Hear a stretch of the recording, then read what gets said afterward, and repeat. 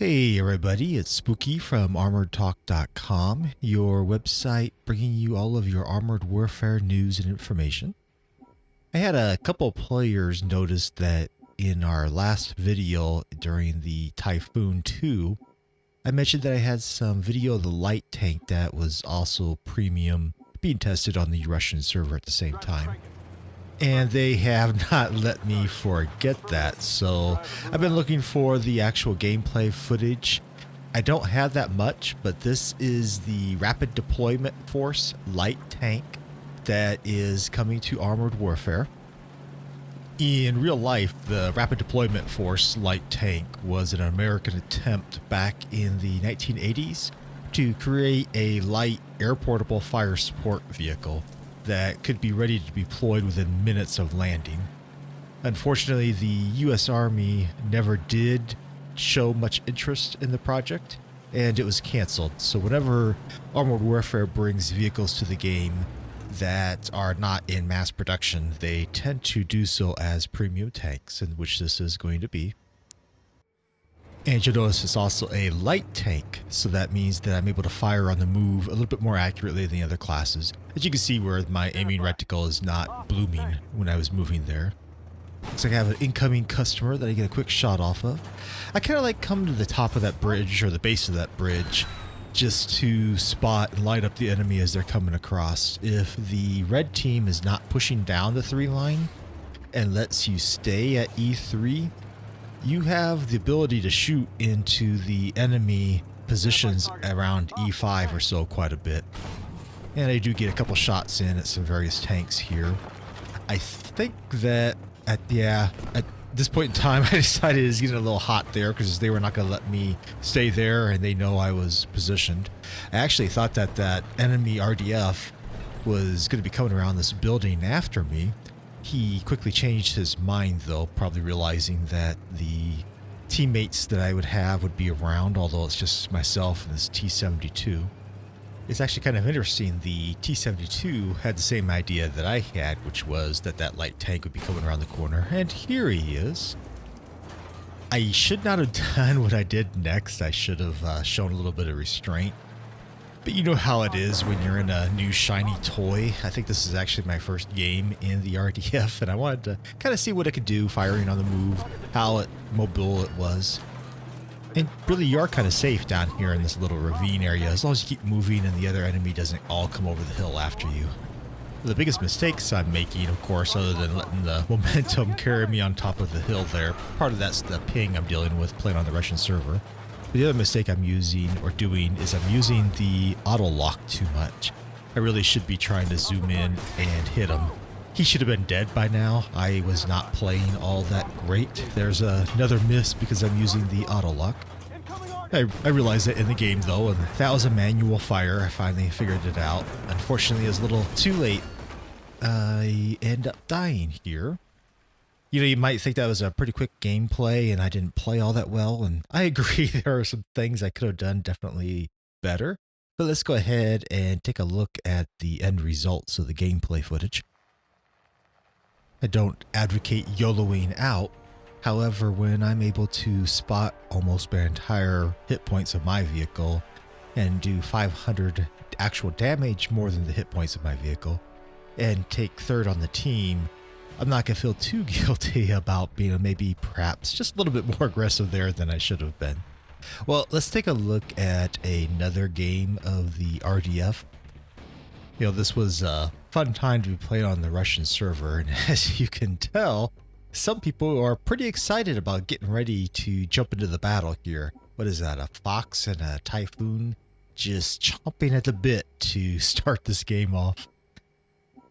In all seriousness, I think I do in this game, if I remember correctly, play it a little bit different style. I try to remain hidden a little bit more at the beginning to try to use the gun to snipe a little bit.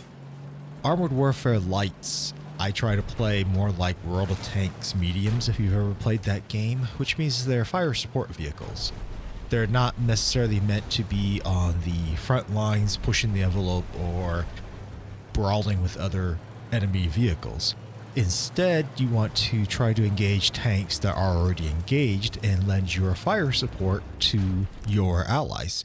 That isn't to say that on some maps or in some circumstances, depending on what the enemy team's makeup is, that I won't be out there on the front lines. It just really depends on the situation. You're, at least in my better games in light tanks in Armored Warfare, have come when I've helped spot early, helped gang up on vehicles early, and then used my speed and ability to fire on the move to lend my support in overrunning a flank or overrunning a situation where the tanks battling it out have reached a stalemate. Then, of course, if you make it to the end game, your speed and ability to fire on the move obviously helps you hunt down stragglers better than most tanks out there.